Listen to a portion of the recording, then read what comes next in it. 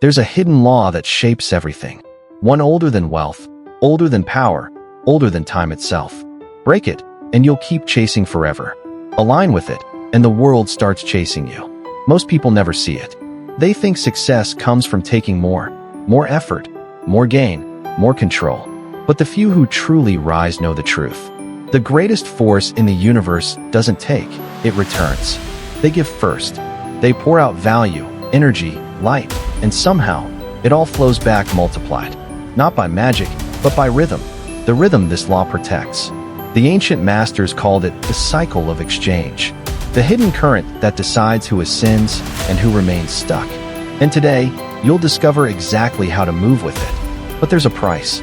To awaken the cycle, you must stop asking what the world owes you and start asking what you were born to give.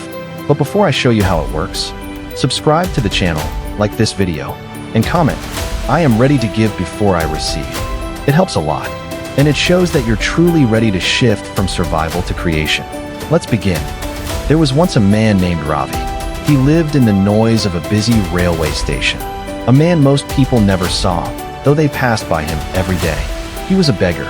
Every morning, he sat on the same cold bench, holding out a small tin cup to strangers rushing toward their trains. Some dropped coins, most didn't. And every night, Ravi went to sleep believing life had already decided his fate. He thought, some people are born to succeed, and some, like me, are born to survive. But one morning changed everything. As he sat on the platform, he saw a man step off a train. The man wore a perfectly tailored suit. His shoes shone like mirrors. His walk was calm, confident, certain. Ravi's first thought was, this man must be rich. He hurried forward, stretched out his hand, and said softly, "Please, sir, a little help?" The man stopped, looked at him, and asked a question no one had ever asked him before. "Do you always just take from others? Or have you ever given anything to anyone?" Ravi froze. He laughed awkwardly. "Sir, I'm just a beggar. I have nothing to give." The man smiled, not cruelly, but knowingly, and said, "If you believe you have nothing to give, then you also have no right to ask for anything. I am a businessman. I believe in exchange. If you can offer something, anything, I can give you something in return. But if you have nothing to give, then I cannot give you anything either." And with that, he turned and boarded his train. Ravi stood there, speechless. He felt something heavy stir inside him. Not anger, not shame, but a strange kind of awakening. Exchange, give and receive, what did he mean? That night, Ravi couldn't sleep. He kept replaying those words. If you want to receive, you must first give.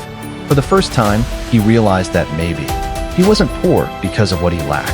Maybe he was poor because of what he believed he lacked. 2 days passed.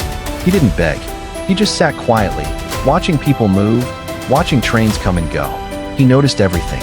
The noise, the laughter, the small acts of kindness. And something else. A small patch of wildflowers growing between the tracks. Tiny, colorful, fragile, yet alive. And suddenly, it hit him. What if I give something? What if I stop just asking and start offering something back? He picked a few flowers. When someone gave him a coin, he smiled and offered a flower in return. The first person looked surprised, then smiled back, took the flower. And for the first time in years, Ravi saw warmth in a stranger's eyes. Something changed that day. People started noticing him, not as a nuisance, but as a presence. They smiled, they greeted him, they gave more. And each time, Ravi offered a flower with both hands, as if it were the most valuable gift in the world. Soon, something extraordinary began to happen. When he had flowers, people gave generously. When he ran out, their generosity faded. That's when he understood the businessman's words. It wasn't about money. It was about value. People respond to what they receive. Life responds to what you give. Weeks later, as the sun rose over the tracks, Ravi saw the same businessman sitting in a train again. Heart racing, he rushed to him. "Sir," he said, "today I have something to give you. If you give me something, I'll give you flowers in return." The man smiled, handed him some cash, accepted the flowers. "You've understood the law of exchange," he said. "Today, you are no longer a beggar. You are a businessman." As the train pulled away, Ravi stood there, flower petals trembling in his hands, and realized something deeper than he ever had before. He wasn't just trading flowers for money. He was trading belief for opportunity. He was trading self-pity for purpose. He was becoming someone new.